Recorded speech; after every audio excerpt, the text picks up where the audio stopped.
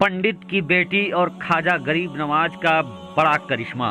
प्यारे दोस्तों, अस्सलाम वालेकुम। आप देख रहे हैं इरफानी नेटवर्क यूट्यूब चैनल और मैं हूं मोहम्मद इरफान झारखंड।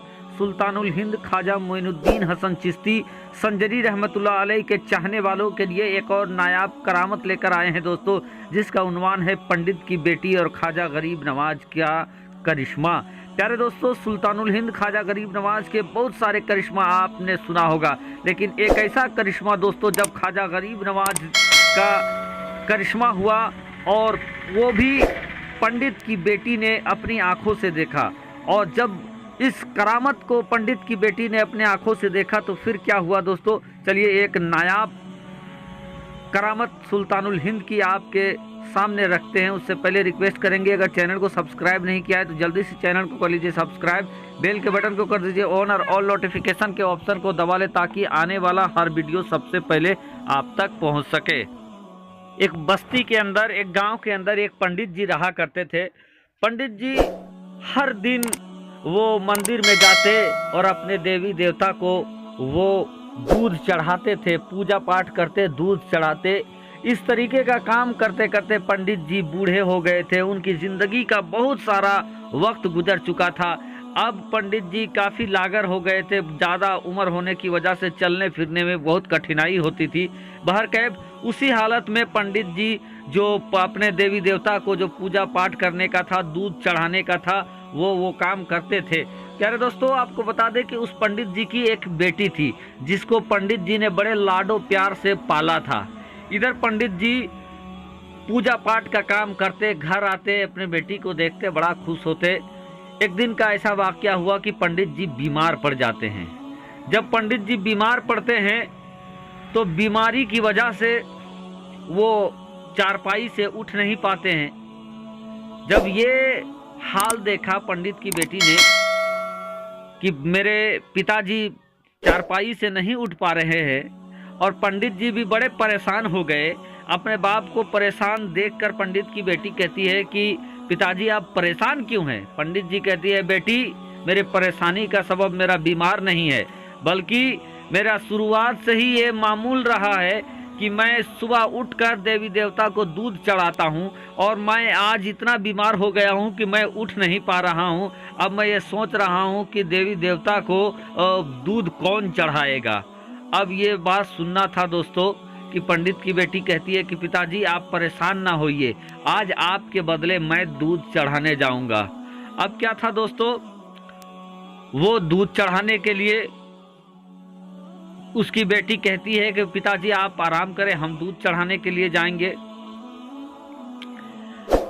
पंडित की बेटी दूध लेती है और दूध लेने के बाद वो जहाँ पर पंडित जी जाते थे वहीं पर पहुँच जाती है।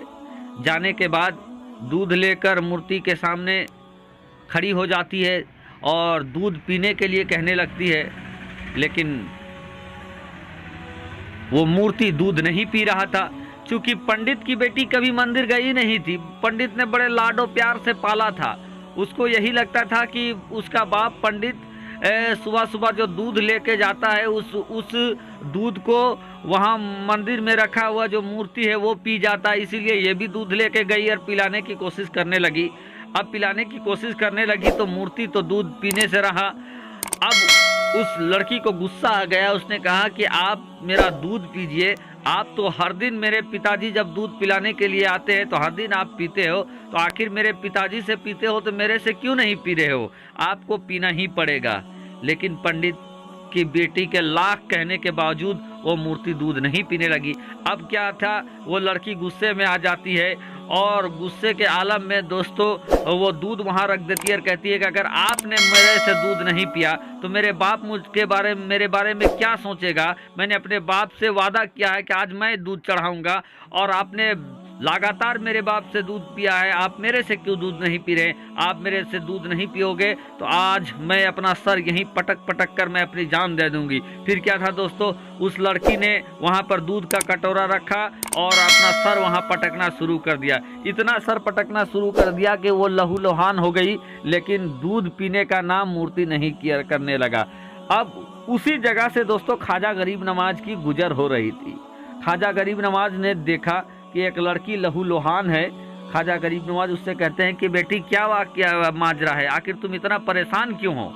वो पंडित के बेटी देखते हैं कि ये तो दूसरे धर्म का बाबा है। कहते हैं बाबा आप मेरे बात को नहीं समझोगे, आप जाइए, आपसे कुछ नहीं हो पाएगा और मेरी मुसीबत का हल आपके पास नहीं होगा। बाहर गए ख्वाजा गरीब नवाज ने फिर उससे कहा कि बेटी तुम्हारा मुसीबत क्या है, समस्या क्या है, तुम इस तरीके से परेशान हैरान क्यों हो।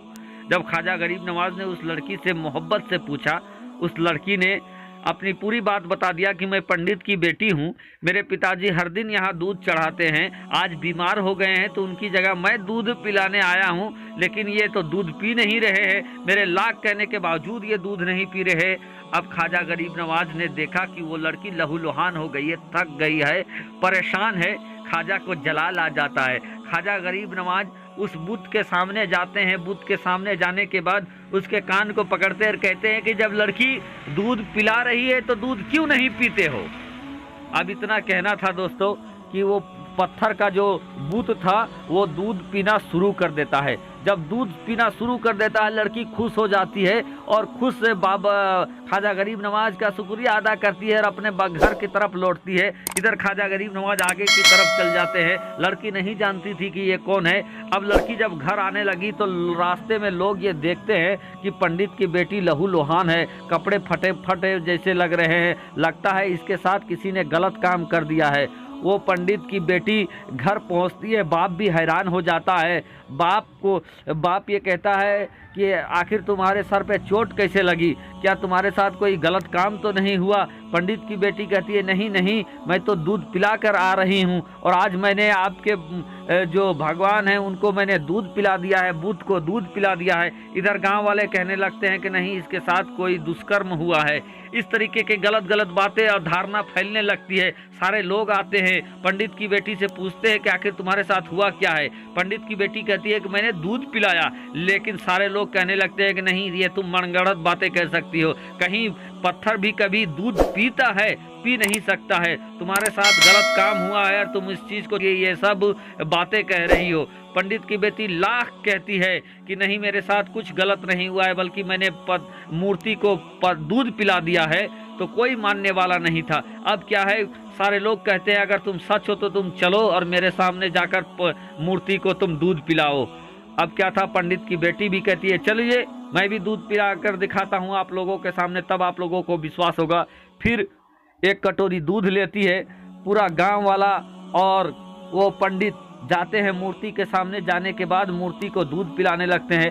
अब फिर ये लड़की दूध पिलाने की कोशिश करने लगती है तो वो दूध फिर नहीं पीने लगता है। लाख कोशिश करती है, दूध नहीं पीने लगता है। अब सारे लोग कहते हैं कि ठीक हम लोगों ने कहा था इसके साथ कुछ गलत हुआ है और ये अपनी बात को छुपाने के लिए इस तरीके से बोल रही थी कि मैंने दूध पिलाया है, कहीं पत्थर भी दूध पिएगा।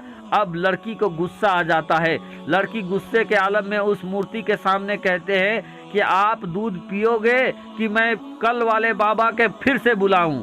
अब जैसे ही उस लड़की ने इतना कहा था दोस्तों कि वो पत्थर की मूर्ति फिर दूध पी लिया। अब जब दूध पी लिया तो सब ने देखा कि मूर्ति ने सच में दूध पी लिया। सब हैरान हो जाते हैं, कहते हैं बेटी कल कौन से बाबा आए थे। सारे लोग कहते हैं कि बेटी कल कौन से बाबा आए थे।